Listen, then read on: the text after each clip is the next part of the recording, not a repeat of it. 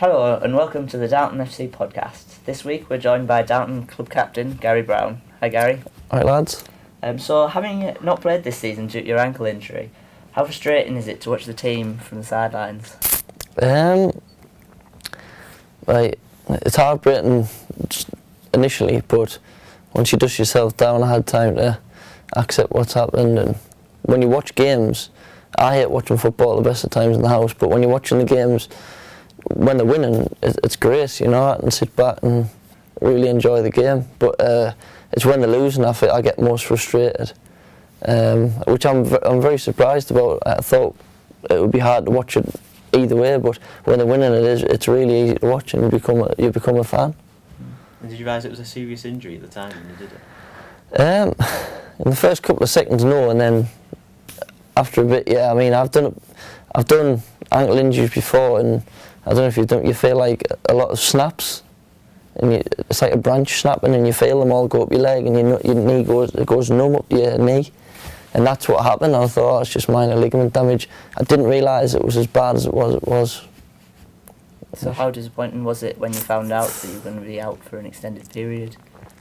Well, I'm used to it, to be honest. If I get an injury, I never just get like a calf strain. It's never a few weeks.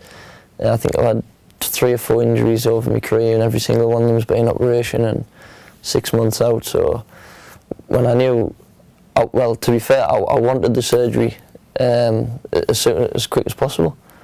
You know, I think a few hospitals would maybe try and say, oh, we'll give you 6 weeks, see if it recovers naturally. The club was brilliant. They got me in for a scan on the Tuesday, and I had done it on the Saturday. They got me straight in, and the Woodlands Hospital's been brilliant. They pushed us on straight into surgery. So what has your fitness routine been whilst you've been out? I'm one of those people who, as soon as I get to know about something, I tend to read up on it a lot.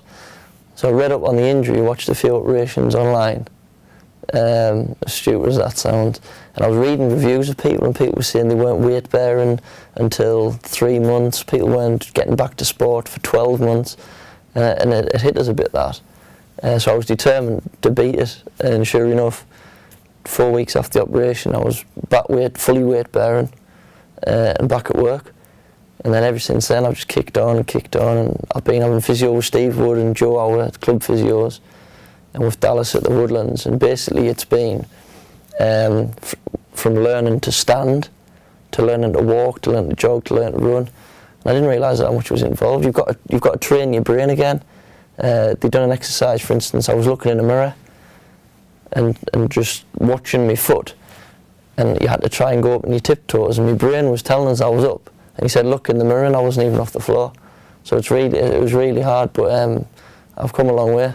And the surgeon, at the minute, I'm 3 months post-op now, and I'm ready to go back and be involved in 20 minutes of football next week.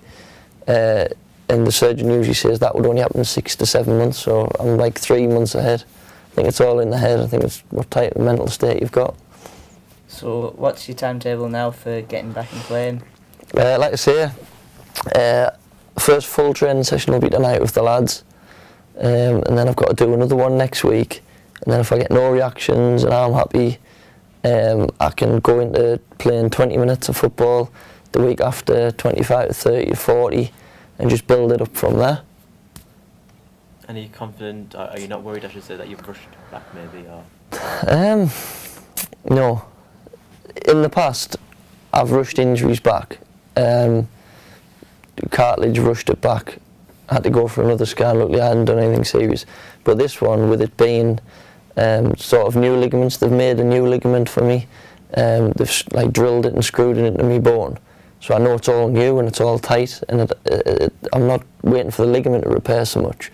It's more for the whole ankle joint, and Mr. Van Niekerk, who done the operation, he's done a hell of a lot of football, like proper footballers, Premier League footballers, operations, and he's very happy with it. So if he's happy, that gives me a massive confidence in myself. And switching back to Darlington, obviously they're on a massive unbeaten run at the moment. How impressed have you been with the club and the form? It doesn't surprise me one bit. From day one, the way Martin, Aki, Griggs, Tony Norman, the way they have the lads prepared, is the best I've seen about. And I've never been at a pro club, but I imagine that's what it is. and that rubs off into games.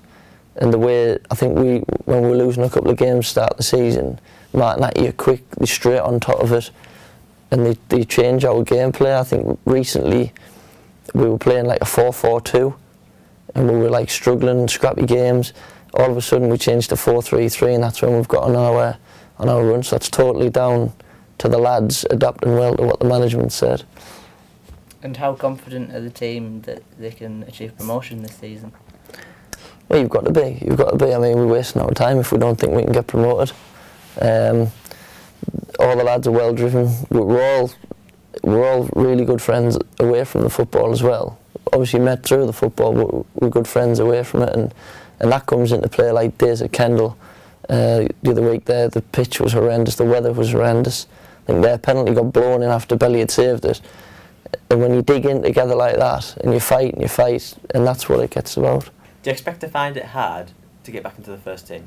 Oh, 100%. Especially this stage of the season. I think, obviously, barring any suspensions or injuries, at centre half, Whitey and Hunter have made such a good partnership together, and that's like in the spine of the team. Two centre halves at the back. I think if I was a manager, I wouldn't be swapping none of them on form. If one gets injured or suspended, then yeah, slot somebody in. But I wouldn't be changing anything. So it's going to be very, very hard for me to get back in this season. Just the same as it would have been last season for anybody. Me and Joe Tate, centre halves for all season, just as Whitey and Hunter has. And if somebody had come in last season, I think John Robinson came in, and Jordan couldn't get in the team because me and Joe were doing so well together at a crucial part of the season. And Whitey and Hunter's no different. So I wouldn't expect to be involved as heavily to this season. So moving on to your life as a part-time footballer, what is it like trying to balance playing football and having a full-time job? Well, your work has to take priority.